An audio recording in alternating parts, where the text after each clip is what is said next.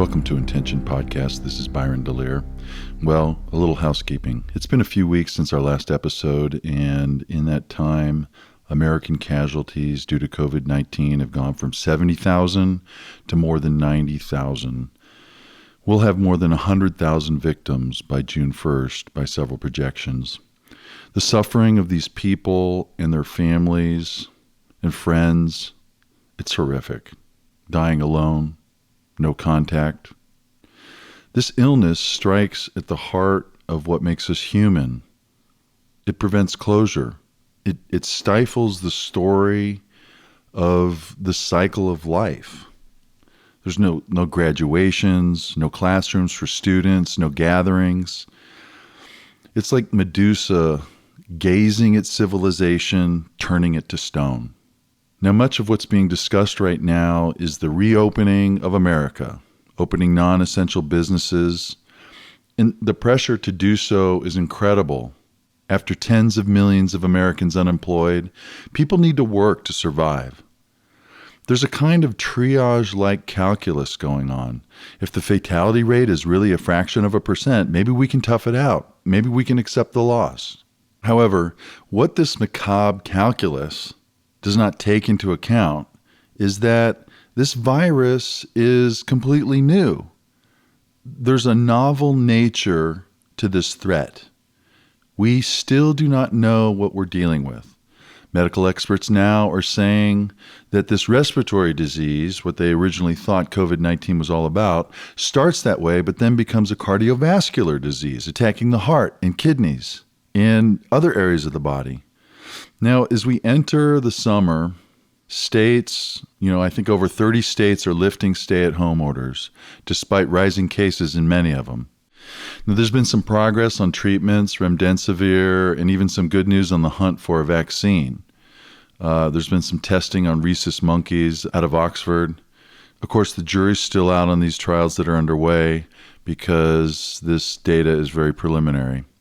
Several of the previous episodes of Intention have dealt with the performance of our political leadership during the pandemic, and I haven't seen any evidence that the administration has changed what really amounts to backpedaling and dithering, not promoting a nationalized testing and contact tracing effort. I mean, to me, this would be the only way to open up without totally flying blind and potentially into an abyss.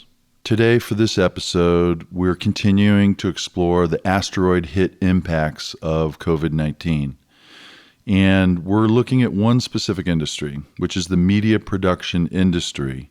We're interviewing one specific veteran of that industry, a freelancer, my dear friend Dave Rutherford.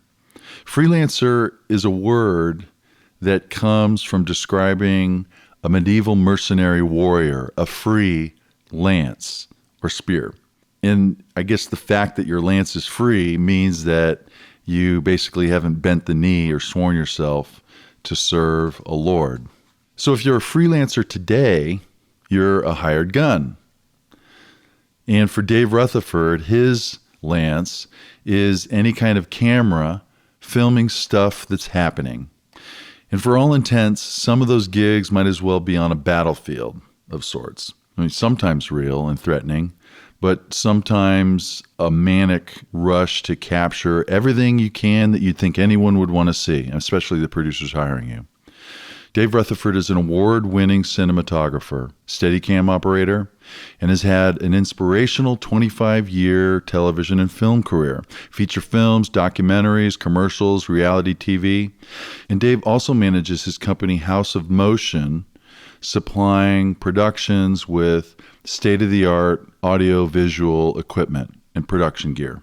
In our conversation, we explore artistry in times of trouble, some of Dave's background and our history together, and also pulling out of this calamity a new outlook, a new way to communicate and be human. So here's episode 4, Corona freelancers, artists, and looking through the lens of those who look through lenses. Here we are, Intention Podcast. I'm Byron DeLear. With me today is a dear friend of mine, Dave Rutherford. Now, Dave, you and I both live in the St. Louis metropolitan area, but We do quite a lot of traveling for work. You're the principal owner of House of Motion, which definitely sounds like travel, right? Yeah. But House of Motion is a production company, and you're one of the premier cinematographers in the Midwest, which means you capture movement into a camera. And it also means that you're an artist. You've done television, feature films, breaking news for network TV. But the reason why I've asked you to be on the podcast today is because of a couple conversations that we had about the impacts that COVID-19 is having on your business. And that's really the business of a freelancer.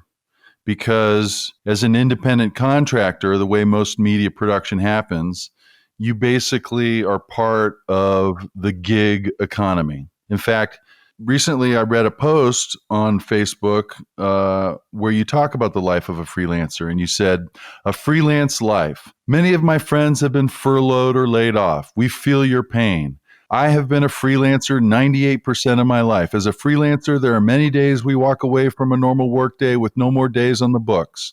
A freelancer knows it's not the end of the world. The phone will eventually ring. We just don't know when. Freelancers never sit idle. We touch base with clients to let them know we are available. We breathe, do yoga, meditate, work out, read books. We make sure our gear is working properly and ready in a moment's notice. We train on new gear, practice our craft, go to workshops, webinars. Like clockwork, every winter it gets slow. And my wife, Rami, says, this too will pass. And soon you will be slammed like clockwork. It always happens. Friends, we will figure this out and it too will pass. Sisters, brothers, stay tough, focused, breathe, vote." It seems like the freelancer clockwork seems to be somewhat broken now, right? Yeah, the clock hasn't started ticking yet. We haven't worked for a paid client since March 10th. The last network job I did was when Joe Biden was here. I think that was on March 6th. And then I did another show just for one day in Illinois. But once the March Madness canceled, all of sports started going by the wayside. XFL, St. Louis Cardinal baseball. I had a couple Schnucks commercials, a grocery store chain here in St. Louis. They canceled. I had a possible reality show with MTV that I've been shooting. Said they're putting everything on hold. Discovery ID. I had a shoot with them and they canceled. And all these jobs went away on March 12th in an 8-hour period. Oh my gosh. So that was kind of devastating. You know, it's in the wintertime, you expect it to be slow, but our season is March, April through Thanksgiving, and then it dies down. And then, you know, unless there's football or something like that, or a political year. And this was supposed to be, every 4 years is usually our biggest year because of the increase in political content, commercials, and also network news. Well, I know you've shot quite a bit of commercials locally. I know that you shot Governor Jay Nixon's commercials. I remember one commercial that you did where he was riding in a truck, touring his hometown, and it's the ubiquitous political pickup truck that politicians like to be seen in. Yeah. I think there's actually a company that rents political trucks for politicians. Probably, yeah. And he was the same governor that did away with the tax credits the same week that Up in the Air was up for Academy Award and Winter's Bone, which were both shot in Missouri under the tax credit back when we had them. And that week when they were both nominated for Academy Awards and the producers from Up in the Air were here scouting for another feature because they really like the work ethic of the Midwest crews and they love the untapped locations that we have here. Yeah, it's unbelievable. I mean, Jennifer Lawrence, Winter's Bone was her breakout feature film. It was shot in Southwest Missouri, and Up in the Air with George Clooney was shot in the St. Louis area. And we had tax credits, which basically means that production companies can write off a portion of the expenses, and it acts as an incentive to bring these productions into the state so that they spend all the money associated with the production on local services, on restaurants, on hospitality expenses in terms of hotels and equipment rental. And they bring crew in, and they also hire local crew.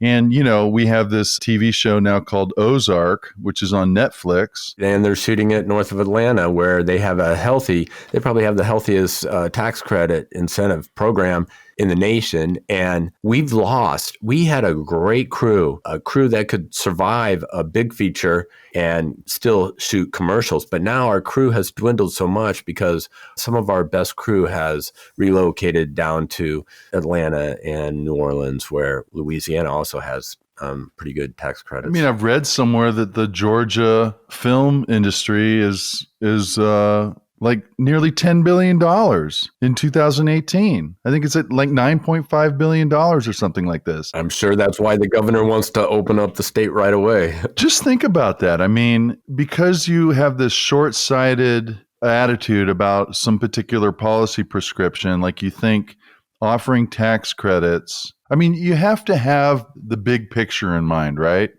I mean, if Georgia is a conduit for $10 billion of film activity, and a portion of that is tax credits, the revenues associated with the $10 billion of economic activity far outweighs the sacrifice in some tax credits that they're providing. Yeah, I think the problem in Missouri is people rather see silos and beer factories. They don't see the gig economy are the people that gain a lot. You got hotels, restaurants, and up in the air, there's a snow scene at the Cheshire, and ice maker delivered $30,000 of ice. That probably made his whole year for a one-day shoot. Right. And that's what people in mid-Missouri don't get that. And quite frankly, I think that a lot of people in the state just would rather not have the Hollywood crowd around. Right. Although it is really good promotion for the state.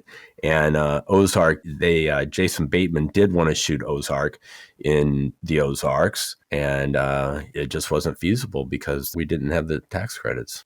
Well, I think it's just a great example. The film tax credits are a great example of using public policy to better the lives of Missourians, because Absolutely. You're generating this avenue for billions of dollars of economic activity, which then cascades into many more billions of dollars of economic activity for the state. And, Georgia is similar to Missouri in many ways. And in fact, so similar that the reason why they're shooting Ozark there is because a few of those lake dam projects look very familiar to Lake of the Ozarks. And although they did some establishing photography at the Ozarks here, like some drone shots and some helicopter shots and this kind of thing, but the majority of the footage and production happens all in Georgia. Yeah, I think they only spent about a week here for the whole season. I don't know if they came with different days for different seasons, but I read that they spent about a week. Yeah, a friend of mine, Representative Rocky Miller, State Representative Rocky Miller, he is a representative for the city of Ozark. He actually was a technical advisor on the TV show Ozark. So Cool. That's his kind of brush with Hollywood. So let's talk a little bit about the unemployment that's going on right now. I know a lot of people are suffering and they're freaked out about their savings being depleted. And there's been huge quantities of individuals that have been laid off. Unemployment rates are close to 20%. And I mean, that's just unbelievable. In the past 4 weeks, we've seen about 26 million Americans apply for unemployment benefits. In the third episode of Intention, my guest was Tate Orrick, a global talent acquisition expert. And we discussed not only the companies that are hiring like mad right now. I mean, these are largely companies that are doing online services like Instacart hiring 300,000 people or Amazon hiring 100,000 people. But we also discussed how people are rebranding themselves, people that have been laid off, and they're reinventing themselves to meet the times. What have you been doing, Dave, to rebrand yourself as a production guy? You can't shoot sports right now. You can't shoot concerts. What's happening in the media production field? And are you looking at perhaps other things to get the bills paid? Maybe covering two bases with one role.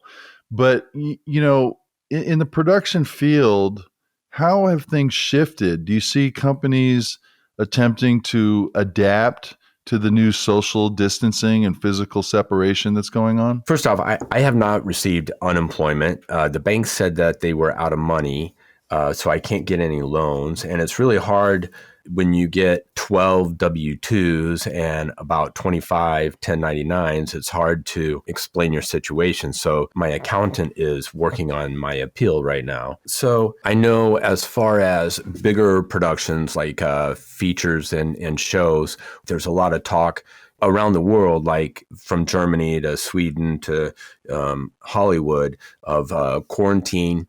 You quarantine the crew for 2 weeks. You quarantine the gear, the wardrobe. And then when you do get to work, everybody has a temperature check at the beginning of the day. There's hand washing stations. The actors and actresses do their home hair and makeup, maybe via FaceTime or with the makeup artist across the room, coaching them and walking them through that. Actually, the same thing my wife, who is a hair and makeup artist, is doing with her salon. They come and these women pick up their color, and then she goes home and she consults them on how to color their hair. So that's happening as far as bigger productions. I've been getting emails from ABC, which we do some of their morning shows and their news, and we have to carry extra windscreens. And anytime you have a lavalier mic that has a windscreen, you have to wipe down the entire mic, and there's guidelines for how long you have to keep the disinfectant on it, and you have to carry enough windscreens so you can put a new windscreen on every time you use that mic.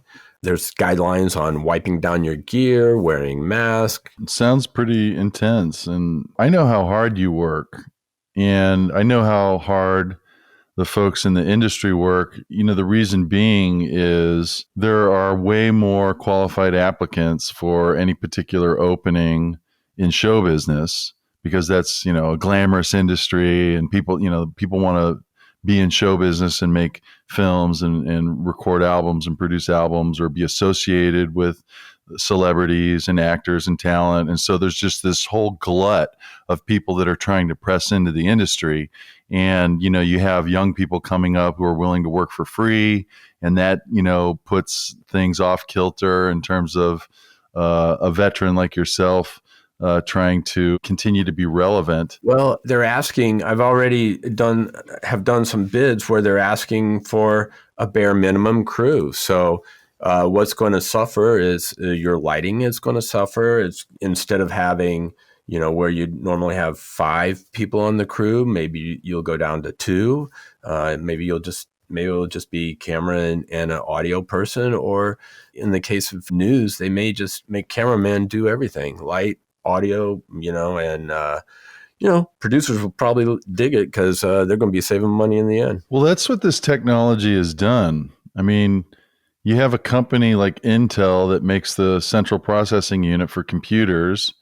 And as soon as information technology and computer technology and the digitization of the world around us, as soon as that was made so fluid and available, this started to throw people out of work. It started with, in the music industry, for example, string players became obsolete because you could grab a synthesizer that was a sampler and it could replicate strings pretty effectively. And from the film production standpoint, who, were hiring orchestras and things like this, they, if they wanted to save a buck, they could use one guy on a string synthesizer. Or drummers. You're a drummer, Dave. Drummers were put out of work because of the first drum machines. It's just interesting how we are so deferential to the rule and reign of technology and just completely let it define our lives. And now we have this biological threat that's come online with COVID-19, and that has ruled our lives in a way that no one could ever have imagined before. I mean, in terms of the way that we've shut down the economy and we've done these stay-at-home orders and shelter-in-place orders, it's just remarkable how, we've been hit with these dynamics that are just changing our lives in real time, and it's pretty shocking and sad to see the suffering. But I think that there are going to be some changes that come out of this that are going to be positive as well. Well, I think that the most positive are that people are starting to care about each other a little more than they have. People are missing hugging each other, and it's going to take some time. As far as video goes, we've seen an increase. We're starting to get requests for streaming, and we're looking at streaming concerts, summer concerts this summer, whether now that the governor of Missouri has opened up concerts, how many people are you going to actually be able to have in a club? Well, we could still stream it, and you could have social distance to a point, and you could still stream the show, and people that don't want to go to the venue and risk getting COVID, they can watch it right in their home. And that's what you're seeing with everything. You're seeing, everybody's on these. We've been consulting CEOs on how to make their Zoom look better, by raising up the camera and give them some pointers on lighting their office and their background. And it's going to be a while before television gets back, that's for sure. Do you see the Zoom technology and the Zoomification of the economy in terms of all these remote meetings, and everybody's accustomed to speaking with each other through a computer screen, through, like a Brady Bunch like grid? It's totally, it's totally going to dumb down television as we used to know it. Yeah. I don't think it's going to go away. People are going to get used to it, and producers will see the savings that they have. So why send a network crew to an office when they can just turn on the Zoom and get their 30-second soundbite? Well, again, it's technology supplanting the talent and craft skill set of artists like yourself, because now every laptop's got a camera on it, and everybody becomes a cameraman. Every iPhone, everybody becomes a cameraman, and the quality's getting better and better with handheld devices. So, Dave, you were the drummer in my high school band, the first professional band. I say professional because our band, Group 6, The Code, or I think at one point we were called Chandelier and the Lights, my name being Byron DeLear. So Chandelier and the Lights. Because lights mean so much. We got the job to be the band for the freshman sophomore prom dance at Principia, and the payday, $500. That's what we spent on food to do the rehearsals. But we played new wave music, the Cars, the Police, Loverboy, the Vapors, and did a few originals. I remember a song called Barroom Situation that we used to do that was pretty fun. Triangle love affair. So, one spring break, our whole band piled into your white van and drove to St. Petersburg, Florida, to Steve McBain's house, our bass player. And we spent the whole spring break practicing and rehearsing. And I guess we got pretty good for a bunch of young kids. That's a whole different life. Yeah, but I mean, it speaks to your desire to be artistic.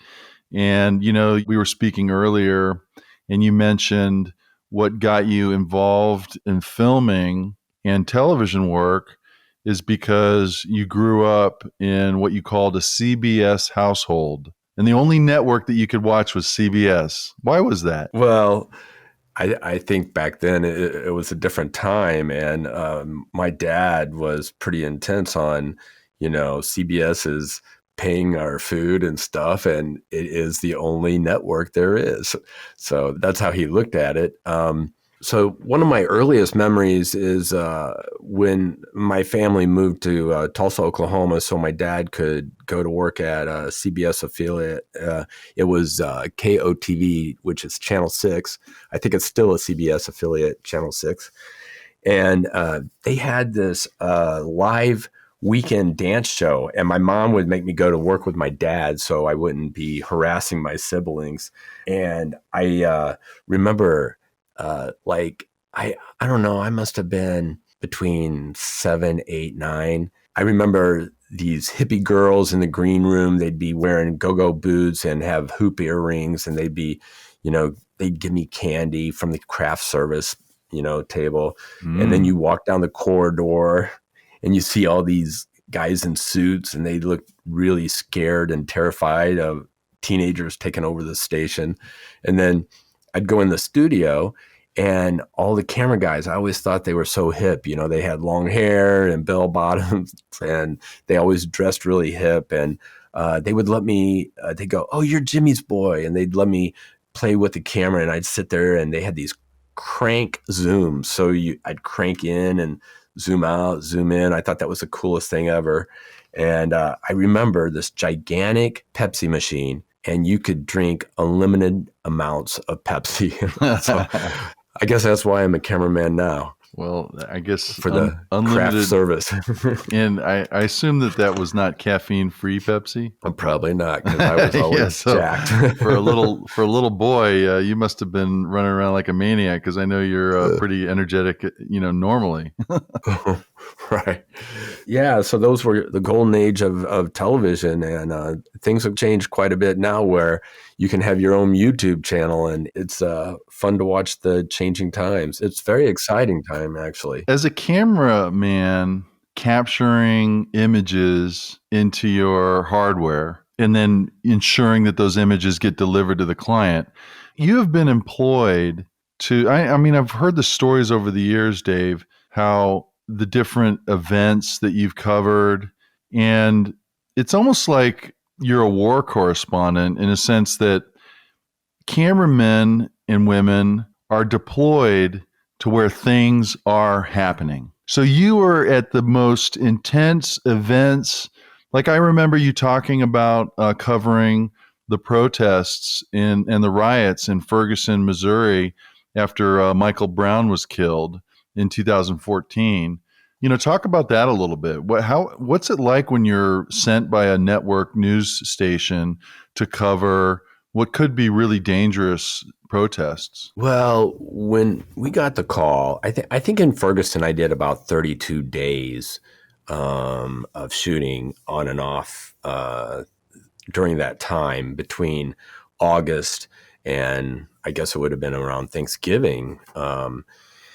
And I was the first one from the network to arrive because I am local, and I got the call from New York.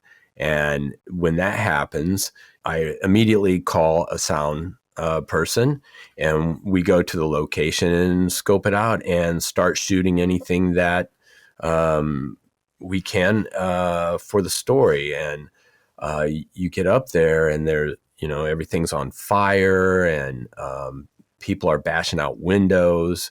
And then by the time the rest of the producers and executive producers come, all in all, by the end, we probably had about 35 people set up at a hotel in Ferguson over up there by Express Scripts.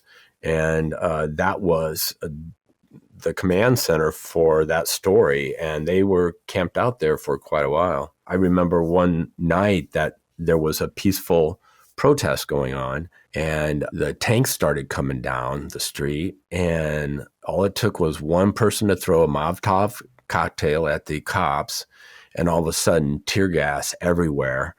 I remember by that time we had armed security with us, but our armed security grabbed our correspondent, and I'm still alone in the street. And of course, my gas mask was in my truck, which was about a half a block away. And I looked around, and there was only one other photographer. Everybody else ran. There was only one other photographer. He had a gas mask on, and I'm like, I got to get out of here. And on my way to the truck, I was hit in the back with tear gas. Oh my God. And I threw my gear into my car and had an automatic, you press the button and the back hatch goes down. And then as soon as I put the car in drive, the hatch lifts back up. And as I do a U-turn and drive away, another shot of tear gas hit all inside my van and covered all my gear was covered with Oh my white gosh. dust. And I'm driving. You can't, when you get hit with tear gas, your eyes tear up, and you start vomiting. And I made it to the command center, which is where it was set up in a Kmart or Target parking lot. And that's where the National Guard was, and that's where they'd have all the press conferences, and that's where my producer and correspondent were. And the local cops wouldn't even let me in until I had to show them my camera, and then it was quite an ordeal just to get to there.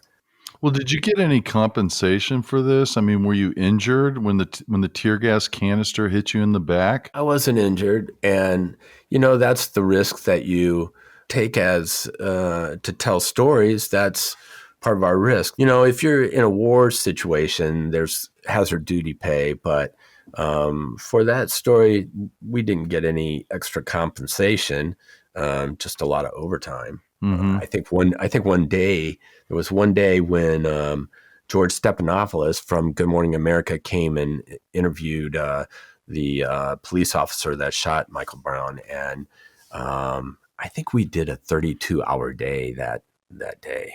Wow. I remember going down there and protesting and marching with Reverend Jackson, Jesse Jackson, but that was during the day. Yeah. I know things got pretty intense at night. And it was crazy because one of the first days that we were doing live shots, my producer wanted to set up at the Quick Trip that was the first major entity to be burned down.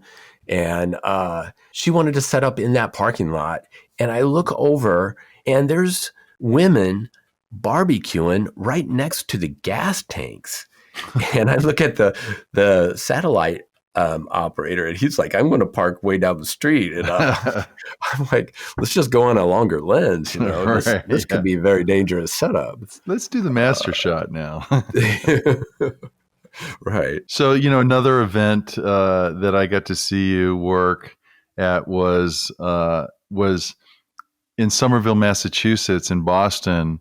I went to cover the raising of the first flag of America at Prospect Hill, which is a commemorative event conducted by the city of Somerville every New Year's Day to commemorate George Washington raising the first flag of America over the Continental Army.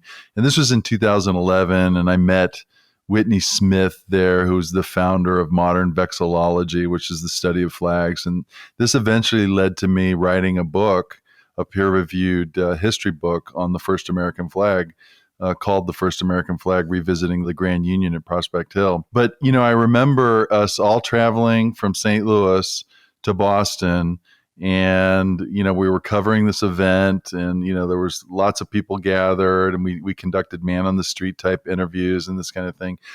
So you must feel this absence of activity right now, Dave, in your life, because I know you like to be around people and you're an avid concert goer, regardless if you're covering it with the camera or not. I know that you have been, pressing in, considering the circumstances, and still trying to tell stories, albeit the stories you're telling are documenting the empty streets, and you're going around shooting what it's like to live in an urban area that's under stay-at-home orders. Yeah, a lot of this last few weeks, we've been going out. I have a partner's Corey B. Clay, who just moved back from Los Angeles because it's a lot better situation in Missouri than it is in LA right now. And then we have a drone pilot friend. We've been going out shooting drone footage of empty streets and gimbal work, which is where we fly the camera around on the sidewalks of empty streets. And then, just business owners in their empty shops. My wife, Rami, has a salon that she has no idea when she's going to be able to start cutting hair again. Right. And, I've heard governors say they can social distance. The governor of Atlanta said, "You could, yeah, they can go back to work. They can social distance. How are you going to stay 6 feet away and cut someone's hair?" Yeah. It's so, it was predicted. This whole event, we lost my sound guy after 20 plus years last year, Brian Queskin, and he was really in tune with the world and what is going on, and he followed the Ebola crisis and what Obama did, and he used to talk about this time coming, Right. and I never saw it. Right. I never saw it. And quite frankly, we were talking the other day that we might have already had the virus.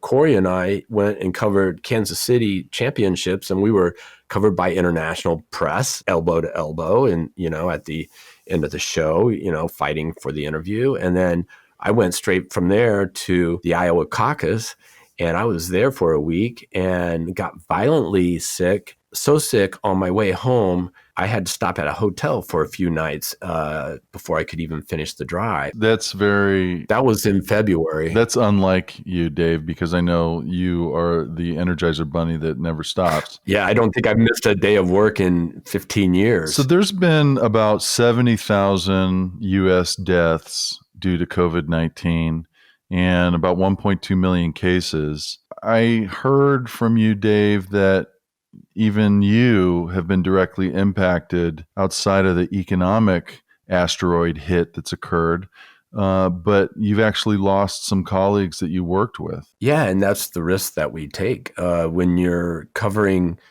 events. You take that risk, and there was a CBS sound man that has passed away, and a couple producers from ABC. And even George Stephanopoulos, the host of Good Morning America, who we shoot for a lot, was on the air with COVID. Yeah, I think his wife got coronavirus as well. Yeah, he was taking care of his wife, and but it affects people differently than, not everybody goes down, and it affects everybody differently. So, I've been documenting different conversations and observations through the course of this podcast. This is our 4th episode. There are treatments for COVID-19 that are coming online. There's been some positive news about remdesivir as being a treatment that will reduce the replicative capacity of the virus. And basically the studies that have been done to date result in patients having a quicker recovery rate. So, but more importantly, it shows that there actually is an empirical study that demonstrates that with the application of these medicines, you actually impact the behavior of the virus. And so now they're going to be able to focus in on those attributes and perhaps bundle that treatment with other kinds of treatments that have other impacts on the virus's survivability and durability. In other words, undermining that durability. And so that's going to be a positive thing. But I mean, this is going to be an ongoing thing for the next 12 months. Hopefully a vaccine will be arrived at. I think I heard one expert on TV saying it takes decades to produce a vaccine. And I was like, Why would they even mention decades? That's not even within the realm of our conversation right now. Decades? Oh, so 20 years from now, we'll have a COVID-19 vaccine? Great. Well, the thing is, we just have to change our focus. It's like, the glass is half full or half empty. You have to learn how to deal with it. And we're trying to look at the good things that are coming of it, the people getting together, look at all the musicians that are coming together around the world and doing, I saw something with Dave Grohl, what they did over in London, and really touching stuff. Well, I think from a human behavior standpoint, because we now have attenuated the ability to touch one another in terms of handshakes, backslapping, hugs, I think that there's nature abhors a vacuum, right? And so when you remove that capacity to demonstrate empathy and compassion and love through actual touching, you have to press in and supplant that absence with a communicative love. And I mentioned this in one of the earlier podcasts, where I think that from a behavior standpoint, you're going to have to lean forward and communicate more with your words and your intention. It's about your intention and communicating that. So I took a course on nonviolent communication from Marshall Rosenberg at one point.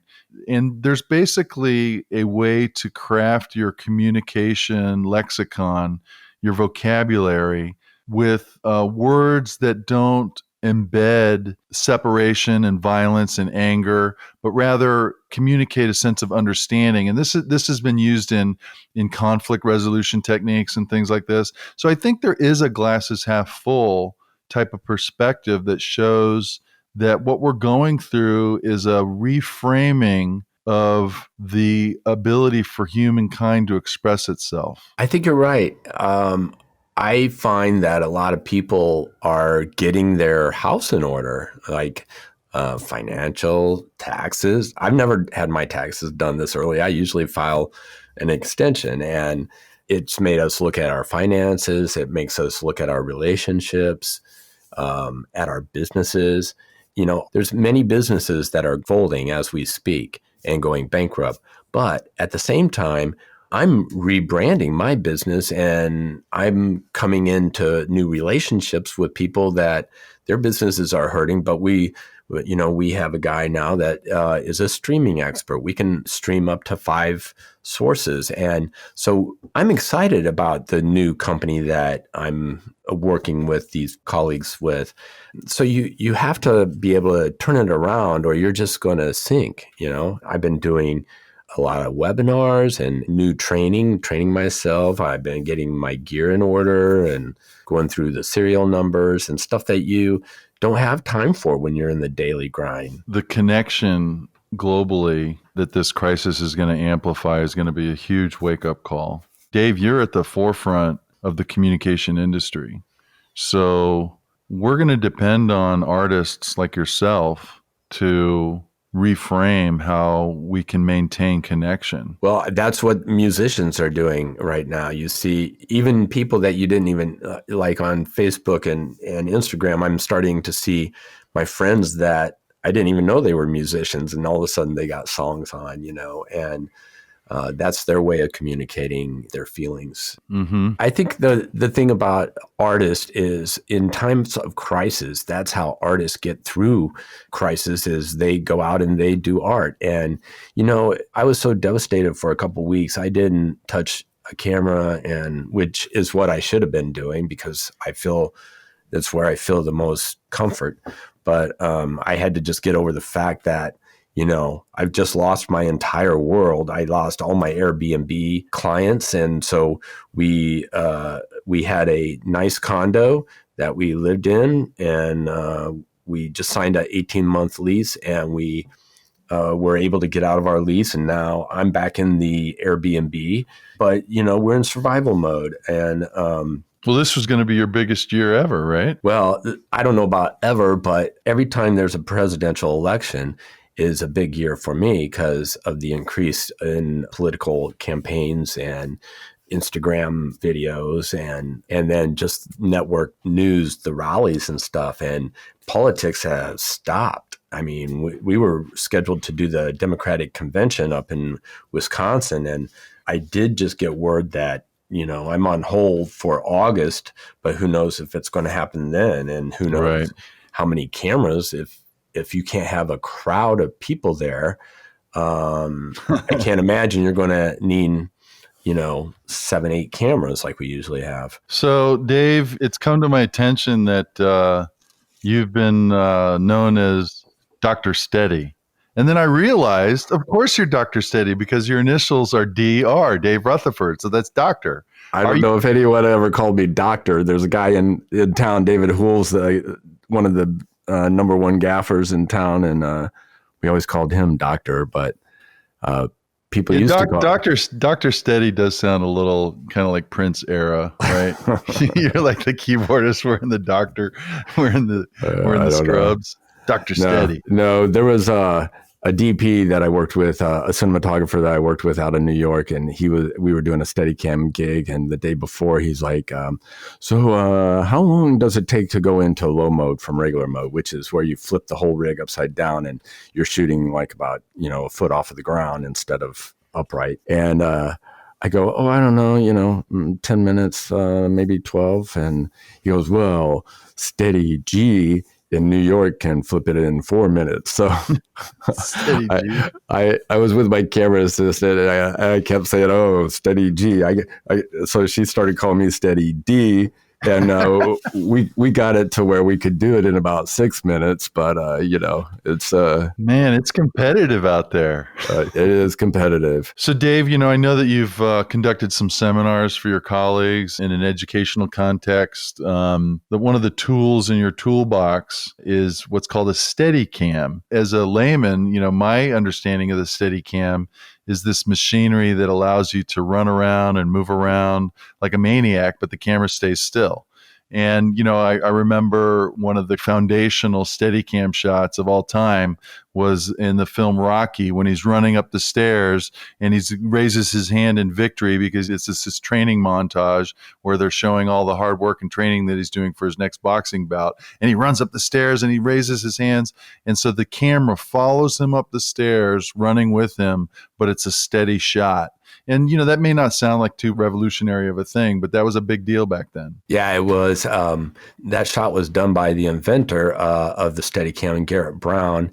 And I was able to train under him. I went to film school in Rockport, Maine. I actually worked there, as a student in their tech barn. They called it the tech barn, and they had a Steadicam, and I got to start wearing it. Well, what do you mean wearing it? What is it? Well, it's a vest, and there's a arm with 2 springs that go up and down that is attached to your waist, and then you have a sled. And at the top or bottom of the sled is the camera. And then on the other side of the sled is the monitor so you can see what you're shooting.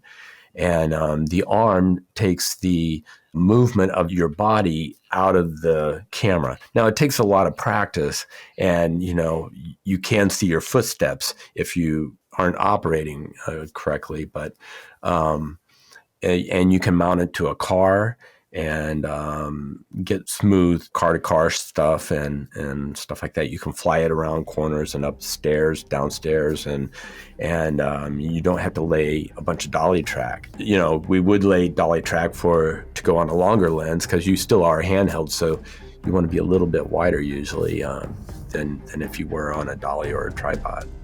So Dave, I really appreciate you being on the show today. And, any parting thoughts for our audience? Don't put off tomorrow what you can do today, because if you do it today and like it, you can do it again tomorrow. All right, very good. Thank you for listening to Intention. This podcast can be found where podcasts reside. Please subscribe, and we'll be talking again soon.